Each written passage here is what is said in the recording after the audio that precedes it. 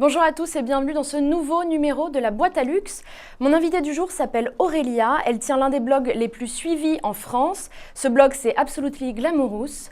Bonjour Aurélia, Bonjour bienvenue. Jane, merci. Alors dis-nous, quand est-ce que tu as commencé ton blog? J'ai commencé mon blog en 2008.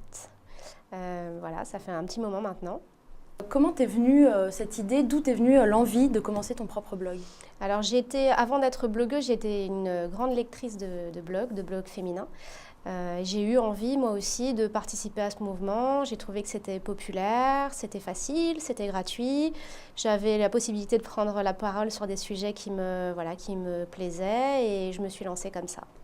Comment est-ce que tu définirais ton blog, son univers, ta communauté, tes lectrices?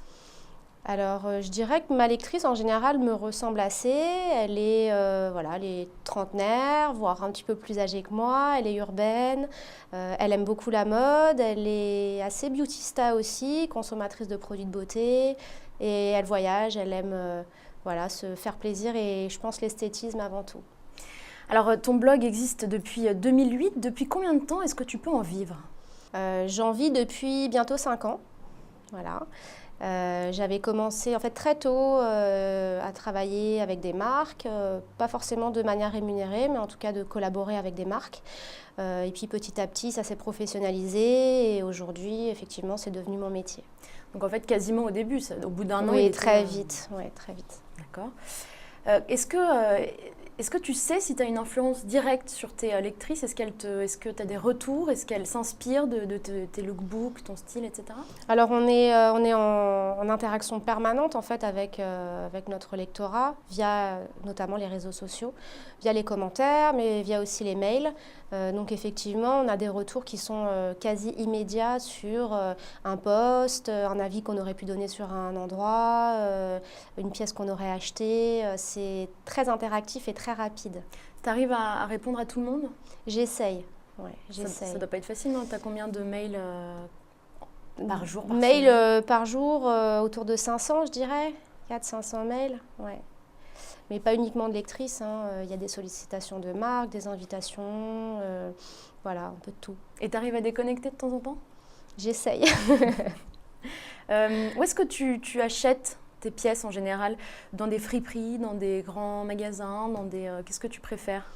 Alors, je pense que j'ai gardé les mêmes réflexes d'achat qu'avant mon blog et même de quand j'étais plus jeune en tout cas. Donc, je vais souvent dans les friperies. En général, une fois par mois, je fais un tour dans mes friperies préférées. Je vois un petit peu ce qui arrive. Je m'achète de jolies pièces, parfois des pièces souvent uniques.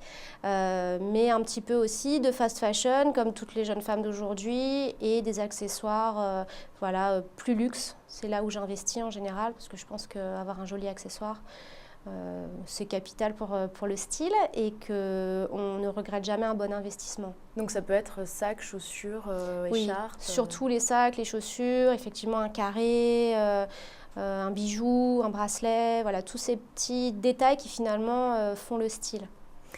Est-ce que tu as le réflexe de l'occasion?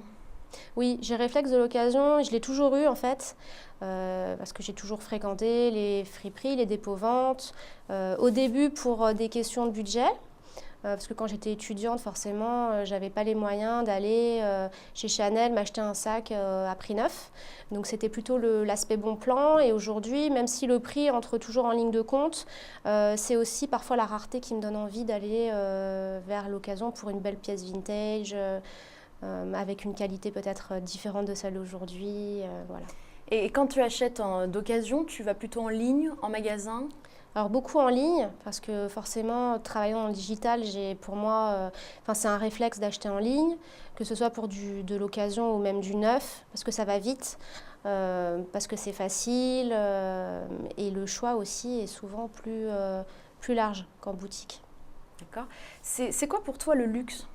Comment tu définirais le luxe? Vaste programme, mais... Le luxe, c'est avant tout la qualité. Pour moi, l'exigence des détails, des matières et la rareté, ce qui devient de plus en plus difficile parce que finalement, aujourd'hui, on peut avoir des hit bags qui sont censés être de luxe, mais quand je les vois partout dans la rue, pour moi, ça enlève cette petite aspérité, cette rareté qui est importante.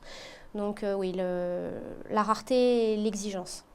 De manière générale, tu es plutôt online ou tu es plutôt quand même expérience boutique? Les deux, mais je suis quand même très online. Ça t'arrive d'être déçue online ou en général, il n'y a pas de mauvaise surprise Ça m'arrive rarement parce qu'en général, les photos sont quand même très précises. Les descriptions également, on a les mesures, on a exactement l'état. Hein. C'est aussi dans l'intérêt du vendeur de donner le plus d'informations possible pour que la vente soit concluante. Donc c'est rare que je sois déçue, mais si c'est le cas, on peut toujours voilà, rendre. Tu vends toi-même en ligne? Oui, je vends, ouais. Je vends et j'achète. Quelle est l'expérience que tu recherches quand tu achètes en ligne? Est-ce que c'est la même qu'en magasin ou c'est quelque chose d'autre? Pour moi, l'achat en ligne, c'est vraiment très différent. C'est avant tout un gain de temps parce que je peux faire plein de boutiques en restant chez moi et ça va très très vite avec mon mobile. Donc forcément, j'ai pas besoin de faire tous les quartiers, et, d'explorer tous les dépôts-ventes, etc. Donc c'est quand même un gain de temps. Et on a aussi un choix qui est très large, des arrivages qui sont très réguliers parce que ça vient de toute la France, parce que les gens postent à n'importe quelle heure. Donc ça rend aussi l'expérience sympa. Quand tu achètes en ligne, c'est plutôt du luxe d'occasion ou de l'occasion tout court, entre guillemets? Alors quand j'achète d'occasion, en général, c'est pour acheter du luxe, parce que c'est là où je vois vraiment une différence de prix, où je fais une bonne affaire. Donc oui, c'est pour acheter du luxe. En général, les pièces sont en très bon état? On peut trouver des pièces en moins bon état avec des prix très intéressants, mais c'est pas ce que je recherche parce que j'ai envie de garder cette pièce le plus longtemps possible. En général, j'essaie de trouver une pièce au moins bon état.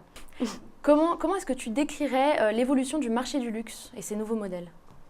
Alors, en ligne? En ligne. Oui. Il y a un peu plus de 10 ans, je n'aurais jamais imaginé acheter un sac de luxe ou une paire de chaussures haut de gamme, même en ligne. Pour tout vous dire, quand j'ai vu les premiers modèles arriver, j'étais un petit peu dubitative et je me suis même dit ça ne marchera jamais. Et finalement, aujourd'hui, ça s'est imposé, c'est un réflexe. On développe des applications, on les a dans le téléphone et de toute façon, avec le nombre de photos qu'on reçoit et d'inspiration et qu'on reçoit en ligne, la pièce, on l'a déjà vue, on n'a même plus besoin d'aller l'essayer, il y a toutes les infos. Donc voilà, ça s'est imposé naturellement et aujourd'hui, c'est un réflexe. C'est un réflexe aussi pour toute notre génération? Oui, je pense que c'est un réflexe pour beaucoup de femmes et même des femmes un peu plus âgées, très actives, des mères de famille qui n'ont pas le temps d'aller faire du shopping et pour qui c'est et un plaisir et un gain de temps, donc elles ont tout à y gagner. Comment est-ce que tu imagines le luxe de demain? Alors, ma vision du luxe pour demain, en tout cas celle que j'aimerais voir, ça serait de revenir à un petit peu plus de rareté, de savoir créer à nouveau le désir, mais de façon peut-être moins rapide et plus intense. Parce que finalement, aujourd'hui, on a beaucoup d'envie, ça change très vite, et finalement, on a à peine reçu une pièce qu'on en veut déjà une autre, et on perd un petit peu ce bonheur qu'on pouvait avoir d'acquérir une belle pièce. Et la personnalisation aussi. Le fait de pouvoir bénéficier d'un service, faire graver une date, des initiales, ce qui existe déjà, mais qui, à mon avis, devrait être développé pour avoir plus de plaisir dans cette expérience-là. Alors, on va passer à la minute luxe. Si tu étais une pièce ultime, laquelle serais-tu? Un Kelly Hermès. Ton créateur préféré? Pas facile. Chanel, Isabelle Marant et Hermès. Si tu étais une robe? Une robe portefeuille Diane von Furstenberg. Si tu étais une égérie? Vanessa Paradis. Ton instant luxe, c'est quoi? Dormir sur la plage.